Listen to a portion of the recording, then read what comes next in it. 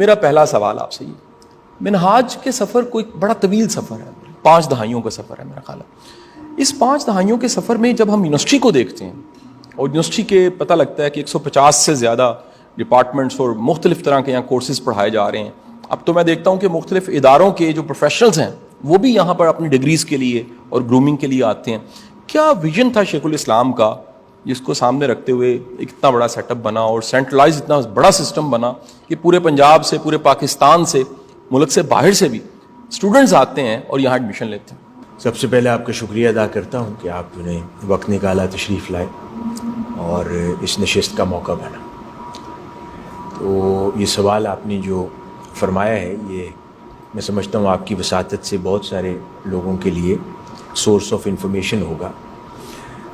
منہاج القرآن انٹرنیشنل کی بنیاد شیخ الاسلام پروفیسر ڈاکٹر محمد طاہر القادری مدث اللہ العالی نے آپ نے 1980 میں رکھی، لیکن آپ کی فکر اور جو کنٹریبیوشن ٹورڈ سوسائٹی ہے اس کا آغاز 1980 سے نہیں ہوتا، اس کا آغاز 1970 سے ہو رہا ہے کہ جب آپ نے پہلا یوتھ فورم جھنگ میں قائم فرمایا اور ینگسٹرز اور یونیورسٹی گوئنگ جو اسٹوڈنٹس تھے ان پر مشتمل آپ نے ایک فورم قائم فرمایا جس کا نام محاذ حریت رکھا، اور اس کا پرائمری آبجیکٹو یہ تھا کہ وہ بچے جو تعلیم حاصل نہیں کر سکتے، نوجوان اور افورڈ نہیں کر سکتے، تو وہ بچے جو تعلیم افورڈ کر سکتے ہیں اور یونیورسٹی گوئنگ ہیں وہ ان بچوں کو پرائیویٹلی پڑھا کر پرائیویٹ ایگزامینیشنز کے ذریعے ان کو ڈگریز کروائیں گے۔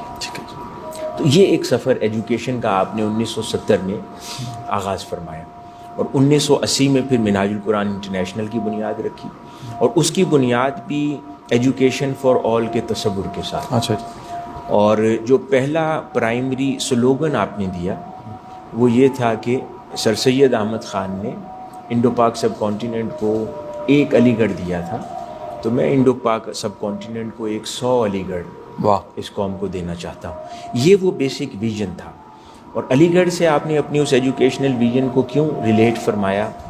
وہ یہ تھا کہ سائنٹیفک ایجوکیشن ہو لیکن تربیت محمدی ہو صلی اللہ علیہ وسلم، یعنی کہ ایک مسلم کریکٹر کے ساتھ ماڈرن سائنٹیفک ایجوکیشن لینے والے ایک نوجوان نسل ایسی بن جائے کہ جس کے ہاتھ میں پھر ملک و قوم کی تربیت اور نظم کی باغ دوڑ ہو۔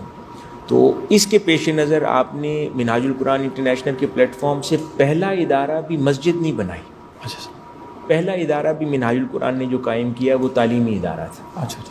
اور پھر یہ تسلسل چلتا چلا گیا، آپ نے پہلا کالج قائم فرمایا، پھر لیٹ 80s اور ارلی 90s کے اندر جس زمانے میں یہ کمپیوٹر سائنس کالجز اور مینجمنٹ کالجز کا ایک مشروم گروتھ تھی پاکستان میں، تو اس کے اندر بھی بالکل اوائل زمانے کے چند جو کمپیوٹر سائنس اور مینجمنٹ کالجز تھے ان کے اندر منہاج کے قائم کردہ کالجز بھی تھے، جو کہ بعد میں پھر انٹیگریٹ ہو کے 2003 میں اس کو NOC ملا اور 2005 میں ایک مکمل یونیورسٹی کی شکل اختیار کر کے اس کے ساتھ پھر اسکولز کے نیٹ ورک کا آغاز آپ نے 1994 میں فرمایا، جس کا عدد آج 650 سے زائد ہے پورے پاکستان میں اور 1.25 لاکھ بچہ وہاں پر زیر تعلیم ہے، اور مختلف پاکستان کے بورڈز میں نمایاں پوزیشنز لیتا رہتا ہے۔ تو یہ جو یونیورسٹی جس کی چارٹر 2005 میں ملا، جس سے ہم منہاج یونیورسٹی لاہور کہتے ہیں، جہاں پر آپ تشریف فرمائیں، یہ اس وقت ڈیولپ ہو کر تقریباً 15,000 اسٹوڈنٹس یہاں پر زیر تعلیم ہیں، اور 36 ڈپارٹمنٹس ہیں، 11 فیکلٹیز ہیں، اور 150 undergraduate and postgraduate degree programmes ہیں، social sciences, humanities, engineering, allied health sciences, law, کسی بھی شعبے کے اندر آپ دیکھیں۔ لیکن اسی سوال کی طرف میں واپس جاتا ہوں کہ اس میں خصوصیت کیا ہے جو ویژن شیخ الاسلام کا اس میں کار فرمائے۔ یوں تو بہت سی یونیورسٹیز ہیں، کئی یونیورسٹیز ایسی ہیں جو کاروباری ادارہ جات ہیں، ایک مقصد ہے لامحالہ، اور ساتھ وہ ایجوکیشن بھی پروپیگیٹ کر رہے ہیں ان انسٹیٹیوشنز اور سینٹرز سے۔